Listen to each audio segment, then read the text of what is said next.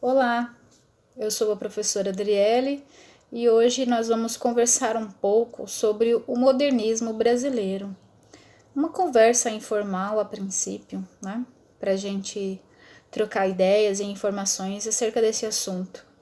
Então, pois bem, o modernismo brasileiro ele foi um movimento artístico que surgiu oficialmente durante a Semana de Arte Moderna, datado de 1922, que se estendeu até a segunda metade do século passado. Então, o modernismo aqui, ele inicia-se com essa data. No entanto, essas datas, elas fazem apenas referência, porque o modernismo, ele não foi uma coisa só. Ele envolveu várias gerações de artistas com ideias diferentes, pensamentos diferentes, ainda que a maioria das suas características sejam interligadas. Porém, eles pensavam de formas distintas. Não é à toa que o período do modernismo ele foi dividido didaticamente, né, em 3 fases e que perdura até hoje.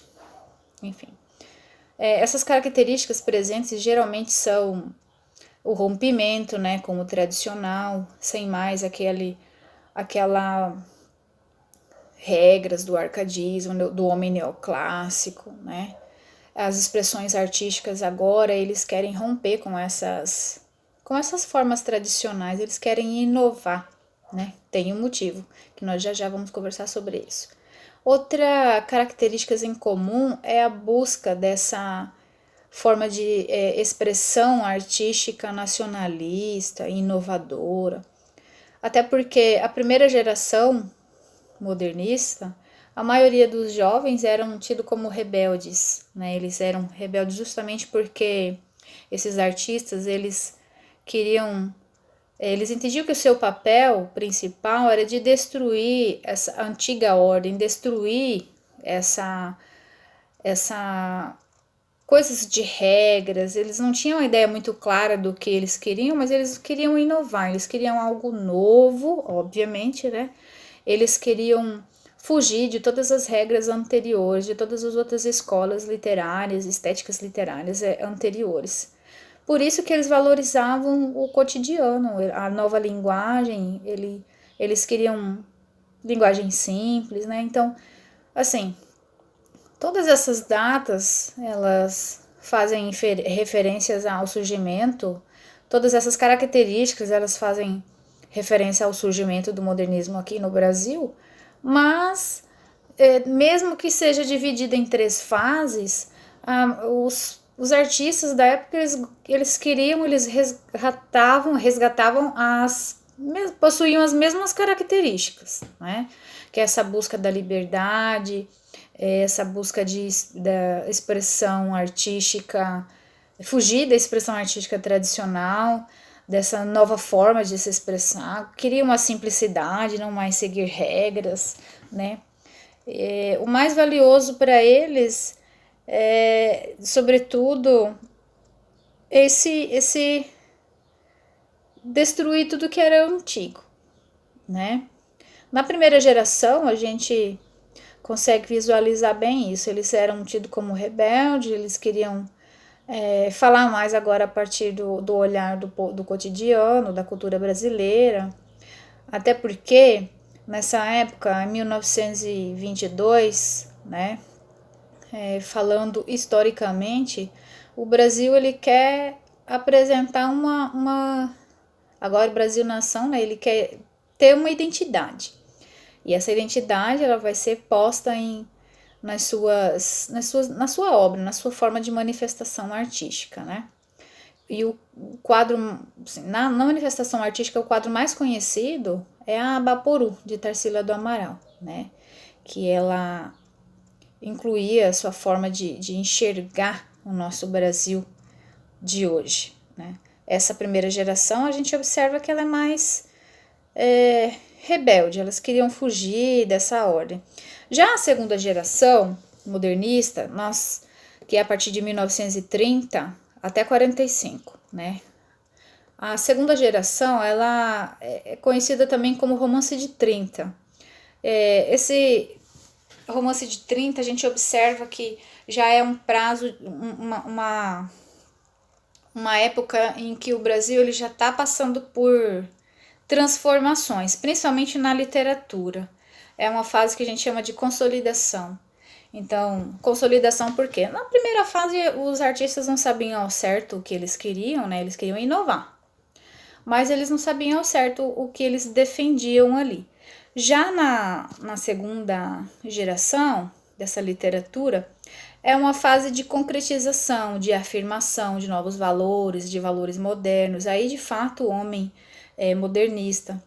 Ele surgiu em um contexto bem conturbado em relação ao contexto histórico, tá? Bem conturbado em relação a esse surgimento das obras. Porque ano de 1929 houve a queda da bolsa do crack, né? A bolsa de Nova York, uma depressão econômica horrível. E aí acabou que atingiu o Brasil diretamente, né? Então, essa segunda geração modernista, ela surge em meio a esses conflitos. Além dessa queda da bolsa do crack de 1929, um contexto moderno também da segunda geração é o surgimento de vários governos totalitários e ditatoriais lá na Europa, né? O que levaria o início à Segunda Guerra Mundial, em 1939 a 1945. Então, as principais características dessa segunda geração é a influência. Eles têm influência diretamente do realismo, do romantismo. Porém, aí surge o nacionalismo, a busca da identidade, o universalismo. O romance de 30 ele é marcado principalmente por questões regionalistas, tá? Surgem aí os autores como o Graciliano Ramos para falar de Vidas Secas, surge a Raquel de Queiroz para falar do 15, surge também o José Lins do Rego para falar do engenho, de como que foi em relação a cana-de-açúcar, ao engenho, né, como que era o funcionamento pós-escravidão. Então ele tem a obra lá como o Menino de Engenho, aí tem também Fogo Morto, que é para mostrar depois que já estava acabando. Então o ponto mais marcante desse romance de 30 são esses temas regionalistas, agora com crítica social, né? Não mais aceitando apenas as regras, mas sim dar ênfase nessa crítica social para tentar valorizar essa cultura brasileira, essa nova realidade social, cultural que surge, né, em meio a esse processo político, econômico, social da época. Então, de fato, a obra literária agora não era só para entreter as pessoas, e sim para causar uma certa pensamento crítico em relação a isso, né? E é forte, como a gente está falando de temática regionalista, eu escolhi esse tema para falar para vocês, vai ter bastante características relacionadas a isso, né? A linguagem coloquial, para mostrar como que eram as falas desses personagens, a temática do cotidiano, né? E na prosa, tá? Agora, na poesia, a gente vai ver que os versos já são livres, já são brancos, não tem tantas regras claras, né? Nessa época a gente tem o surgimento do romance, né? E dentro do surgimento do romance nós temos algumas especificidades. O romance urbano, o romance memorialista, o romance regionalista. Então, assim, o principal foco aqui da nossa discussão, do nosso diálogo é para dar ênfase nos romances regionalistas. Então, eu citei aqui para vocês Vidas Secas, do Graciliano Ramos, que ele foi publicado em 1938, que ele vai falar da vida dos nordestinos, dos retirantes em específico, vai falar desses problemas sociais, a seca, principalmente da seca do Nordeste, vai falar da miséria desses retirantes, assim como também a Raquel de Queiroz, que vai falar do 15, né? Aqui a data, a publicação dele, 1910, 2003. Enfim, vai mencionar aqui, nesse romance, uma das maiores secas, né, que assolou o Brasil aí em 1915, para ser bem específica. Eu não consigo memorizar muito a data não, mas a gente vai diretamente no assunto. Que o 15 quer mostrar o que para nós? Também, né? Falar o tema principal da seca, não agora igual o Graciliano Ramos, que quer mencionar a vida desse retirante, né, que foge, que sai em busca do Nordeste, que sai do Nordeste em busca de uma vida um pouco melhor em São Paulo, Rio de Janeiro, nas grandes metrópoles, né, que o que fez esse crescimento ser desordenado, desenfreado, e com isso o surgimento dos cortiços, das favelas, enfim, um outro assunto também, né? Mas aqui a literatura começa a mostrar uma outra carinha aí, né? Esse tema romance regionalista dá uma identidade do Brasil, mas é um pouco, né, é crítico, quer apresentar para nós uma temática que não é apenas para entreter as pessoas, tá? Também a gente tem um romance urbano, que tem até, assim como o Graciliano Ramos fez o Vidas Secas, nós temos também o Capitães de Areia, né?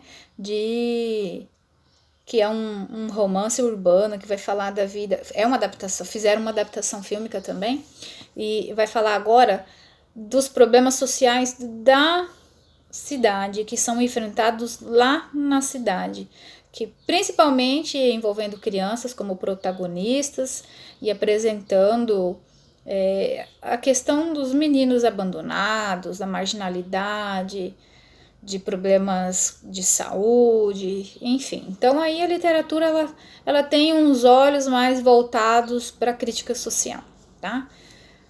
Já na terceira geração, que nós chamamos de geração de 45, né? Ela começa a partir de 1930 e vai até 1945.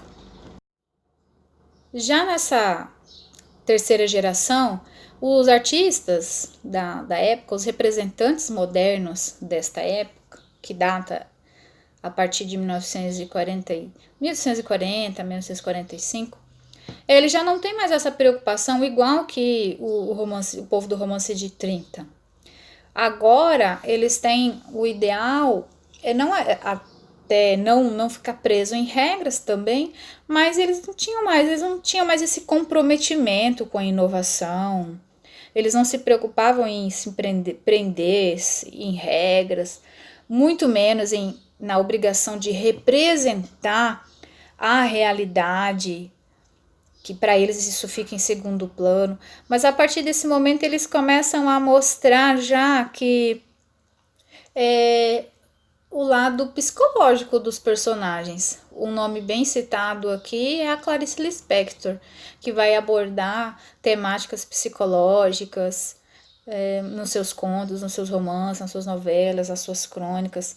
Então, essa fase, ela é marcada, não é muito clara também, porque se estende até os dias atuais, mas é a partir desta data que a gente consegue analisar, a gente consegue visualizar as características dessa terceira geração, né?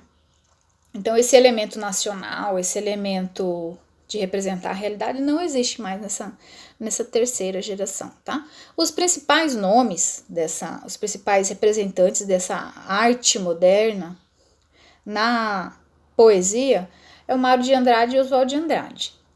Já na segunda fase, nós temos aí a Raquel de Queiroz, o Jorge Amado, né, o Graciliano Ramos, o Érico Veríssimo, a Cecília Meirelles, nós também temos o Vinícius de Moraes, tá? E o José Lins do Rego, na segunda fase. Já nessa terceira fase, que eu mencionei para vocês, que não tinha mais essa obrigação de ficar retratando os romances, através dos romances, uma crítica social e representativa, que são o João Cabral de Melo Neto, né, o Vinícius de Moraes com as suas poesias, a Clarice Lispector e o Guimarães Rosa.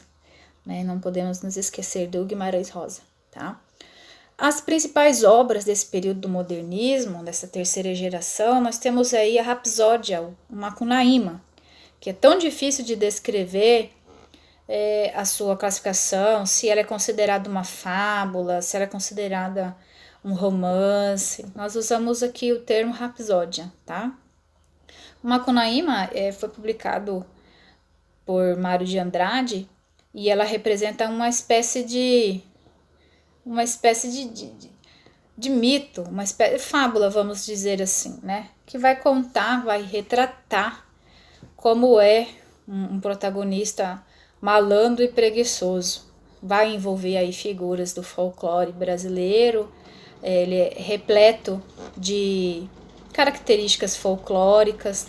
Também nós temos aí Morte e Vida Severina, né, que é uma prosa, que é uma obra poética que vai falar da vida dos migrantes lá do sertão do Pernambuco. Nós temos também o Manifesto Pau-Brasil, que já vai envolver mais questões históricas, em contexto histórico, né? Que Oswald de Andrade eles mostrava através das suas obras, sua poesia modernista. E nós também temos a revista de antropofagia.